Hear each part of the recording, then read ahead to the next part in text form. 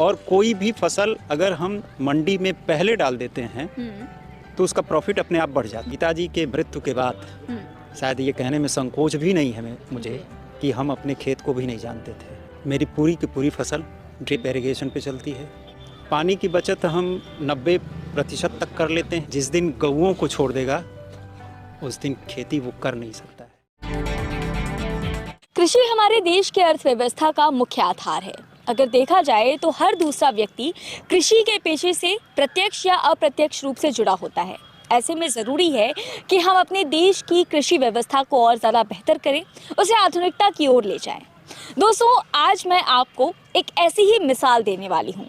आज मैं आपको एक ऐसे व्यक्ति से मिलाने वाली हूँ जिन्होंने गाँव में रहकर कृषि को नए आयाम तक पहुँचाया है। बहुत बहुत स्वागत है सर आपका। मैं चाहूँगी कि आप पहले अपना सेल्फ इंट्रोडक्शन दें, फिर आगे हम चर्चा करते हैं। मेरा नाम इंद्र प्रकाश सिंह है जी। गांव आपका जानीपुर है और कौड़ीराम क्षेत्र में ये गांव पड़ता है, आपको बता दूं दोस्तों। और सर, पहले तो आप हमारे दर्शकों को ये बताएं कि किस चीज़ की खेती करते हैं आप, उसके आगे। नगदी फसल हम उगाते हैं जी। और परंपरा से हट के काम करते हैं जी। जो पारंपरिक खेती होती है हाँ। उससे बिल्कुल डिफरेंट। अच्छा, क्या क्या उगाते हैं आप लोग? जैसे मैं आलू का प्रमुख है मेरा। जी। अब करते क्या है कि कैसे प्रॉफिट लिया जा सकता है ज़्यादा से ज़्यादा। आलू आप स्टोर में रखते हैं जी। मार्च में खुदेगा, मार्च के बाद पूरा का पूरा पीरियड जो है आपका ख़त्म रहेगा। जी। जो हम लोग काम करते हैं वो कहाँ से शुरू है, जैसे आपका अक्टूबर में आलू लग गया जी। दिसंबर के बाद से खुदाई शुरू हो गई, मंडी चला गया। अब वो जो खेत खाली होते हैं उस खेत खाली होने की तैयारी ये है। अच्छा, ये जो नर्सरी आर्टिफिशियली तैयार की है आप लोगों ने, इसमें क्या उगाया जाता है? ये इसमें तो खीरा लगा है। अच्छा, सीड्स डाल दिए गए हैं अभी? सीड डाल दिए गए हैं। अच्छा, आमतौर पे खीरा गर्मी के टाइम में लोग लगाते हैं, आपने इस ठंडी में लगाई है। कैसे मेंटेन करते हैं इसको? ये पहले तो ये बता दें आपको कि जब इस ट्रे में सीड को डालते हैं तो इसमें क्या क्या चीज़ें पड़ती हैं। हाँ बिल्कुल, हम उस पर भी आने वाले थे और मैं आपसे जानना चाहती हूँ कि ये पूरा प्रोसेस क्या है, ताकि हमारे दर्शक जो किसान भाई देख रहे हैं उनको भी आइडिया लगे कि वो अपने घर पर रहकर अपने खेत में किस तरीके से इस तरह की उन्नतशील काम कर सकते हैं, उन्नतशील फार्मिंग कर सकते हैं। इसके लिए आपको जैसे अच्छे क्वालिटी का सीड हो, अच्छे कंपनी का सीड हो, क्योंकि अब जो भी प्रोडक्शन हो रहे हैं वो सीड पे हो रहे हैं। फर्टिलाइज़र तो सामान्य है। अब इसके बाद जो है टेम्परेचर जो विलो है मेरा, इसमें जर्मिनेशन कैसे हो जी, ये बड़ा सवाल है। अब इस टाइम को हम बचा रहे हैं। जो फरवरी में हम करते, हम 1 महीना पहले कर रहे हैं उसको। और कोई भी फसल अगर हम मंडी में पहले डाल देते हैं तो उसका प्रॉफिट अपने आप बढ़ जाता है, बिक्री भी अच्छी होती है। बिक्री अच्छी हो जाती है। तो मेरा आपसे यही सवाल है, क्योंकि अभी ये ठंड का टाइम है जी। तो ठंड के टाइम में इसकी ग्रोथ कैसी होती है, इसके गुणवत्ता पर क्या कोई असर नहीं पड़ता है? नहीं, कोई गुणवत्ता पे असर नहीं पड़ेगा। ये लो टैनल में हम टेम्परेचर को बढ़ा देते हैं। जी, मुझे लगता है आप इसकी बात कर रहे हैं। इसमें टेम्परेचर को आप लोग बढ़ा देते हैं। आप आइए थोड़ा इधर, ताकि हम समझ सकें कि आखिर ये पूरा प्रोसेस कैसे होता है। आइए सर। आप ये पैक है जी, आप अपने से हाथ डालिए इसके अंदर, पूरा हाथ डालिए। ओके, हाँ। देखिए, मैं आपको बता दूं दोस्तों, अभी फ़िलहाल मैंने हाथ डाला है और अंदर का टेम्परेचर बाहर के टेम्परेचर से काफ़ी ज़्यादा गर्म है। और ये मैं आपसे जानना चाहती हूँ सर कि ये टेम्परेचर आपने गर्म किया कैसे? जैसे ये पॉलीथीन है, एयर जा नहीं रहे हैं उसमें। जब एयर नहीं जाते हैं और इसमें मॉइस्चर है, ये टेम्परेचर बाहर का जो टेम्परेचर आप वीरो देख रही हैं, मॉइस्चर और एयर की वजह वजह से इसमें बन जाता है, टेम्परेचर बन जाएगा। तो मॉइस्चर इफेक्ट नहीं करता है सीड्स को? नहीं करेगा। तो इसके लिए आपने कोई टेक्निक निकाली है या नेचुरली नहीं करता है? नहीं, ये मेरी तकनीक नहीं है।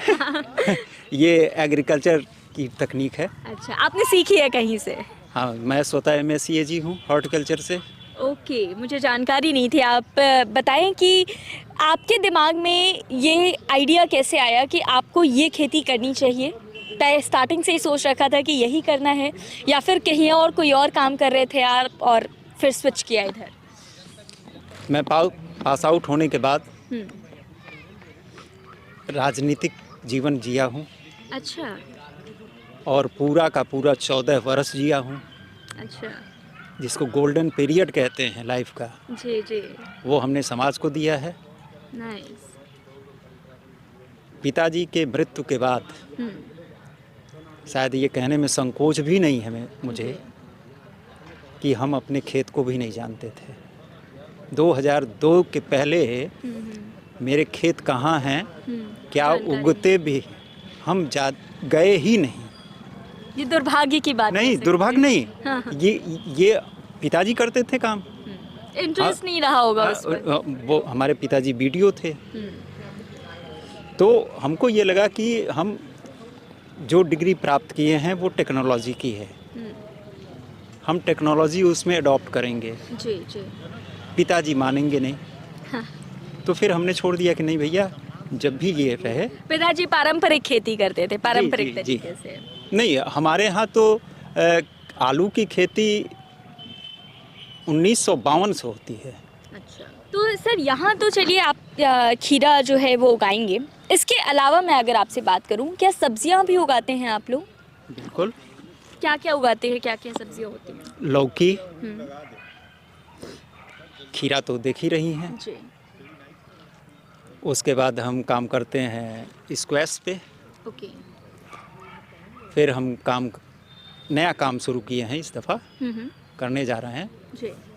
चूँकि छोटे रूप में, अगले वर्ष हम उसको प्रैक्टिकल में देखें। अच्छा। तरबूज पे हम काम करने जा रहे हैं। अच्छा, क्या करेंगे आप तरबूज पे, बताएं। जैसे अभी तक आप तरबूज को केवल लाल देखते थे TS में, जी। मैं तरबूज इस दफ़ा पीला दूंगा। अच्छा। सीडलेस दूंगा। ओके।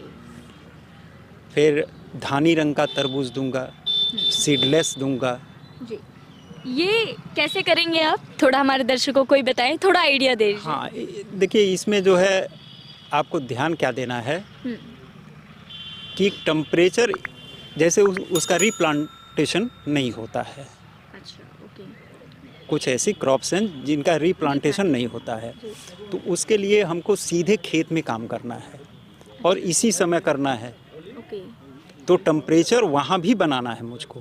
खेत में टेम्परेचर कैसे करेंगे मेंटेन? ये बहुत मुश्किल होगा मुझे लगता है। नहीं। हाँ। यही है आपके लिए तो आसान है, हमें लगता है कि काफ़ी मुश्किल होगा। वो वहाँ क्या करते हैं कि मल्चिंग के थ्रू जी। मल्च कर देते हैं खेत के जो बेड होते हैं। अच्छा।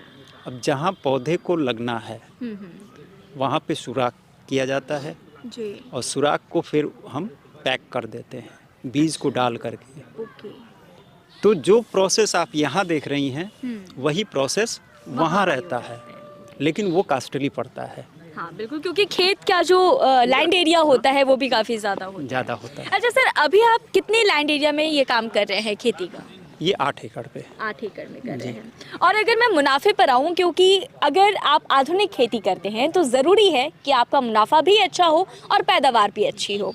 तो अगर मुनाफे की बात की जाए तो एक अमाउंट आप हमें बताएं कि आप इतने लागत में इतना मुनाफा कमा सकते हैं। देखिए, अगर केवल हम आलू की बात करें तो 30 से 35 हज़ार रुपये जी। अगर सीड मेरे पास है तो, और सभी कास्ट ऑफ कल्टीवेशन लेस करने के बाद 75,000 रुपये आप बड़े आराम से निकाल लेंगे। और अगर इनकी बात करूं मैं, जैसे कि आप खीरा लगा रहे हैं और आप मंडी में, जैसे आपने बताया कि आप पहले ले जाएंगे इस खीरे को, तो इसमें कितना प्रॉफिट हो जाएगा लगभग आप? देखिए, अगर जैसे जो तैयारी चल रही है, मार्च के फर्स्ट वीक में ये मंडी पहुंचेगा। ओके।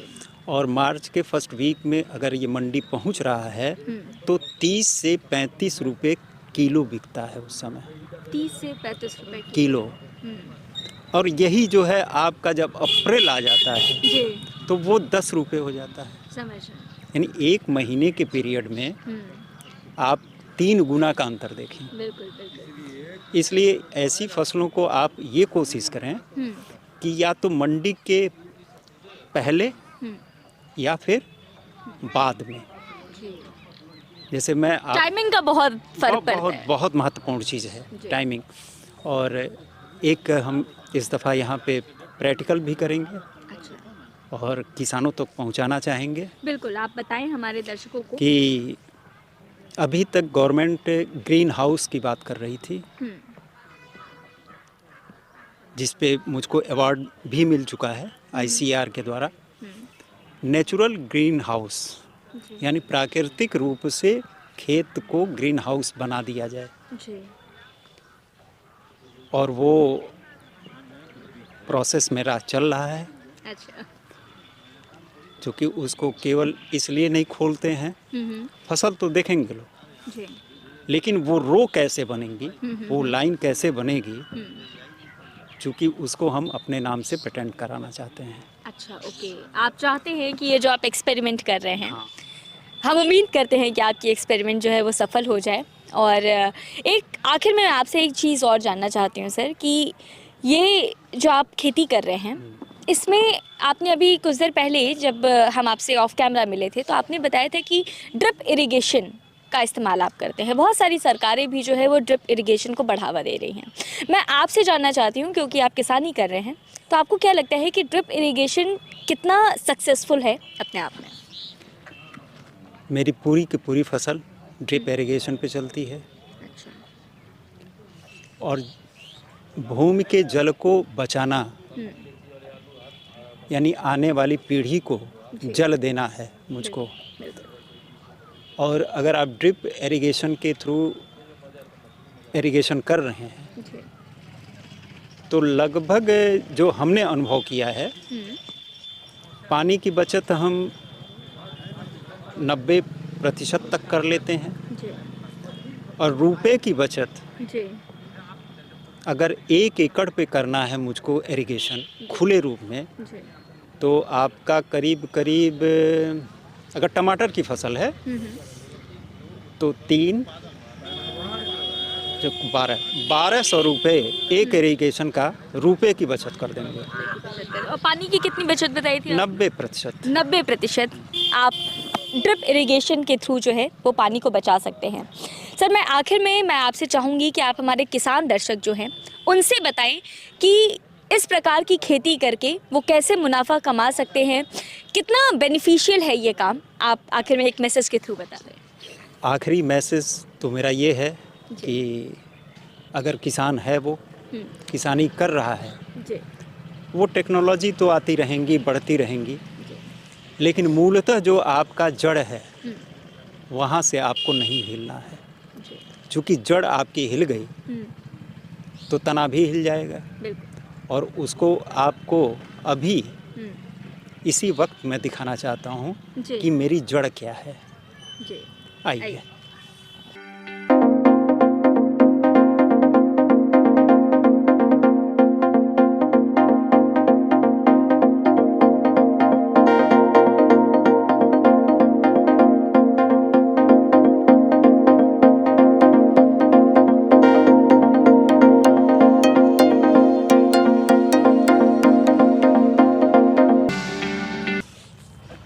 ये वास्तविकता ये है कि किसान की जड़ ये है। जिस दिन गौओं को छोड़ देगा उस दिन खेती वो कर नहीं सकता है। अगर कोई किसान है और ये कहता है कि हम खेती करते हैं और गौआ नहीं है, तो वास्तविकता ये है कि वो खेती नहीं करता है।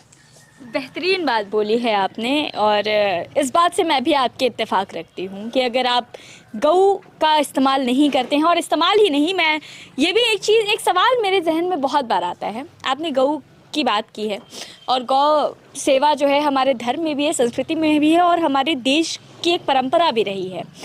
मैं एक सवाल आखिर में आपसे करना चाहती हूँ। ये सवाल हमारे कंटेंट से थोड़ा अलग है।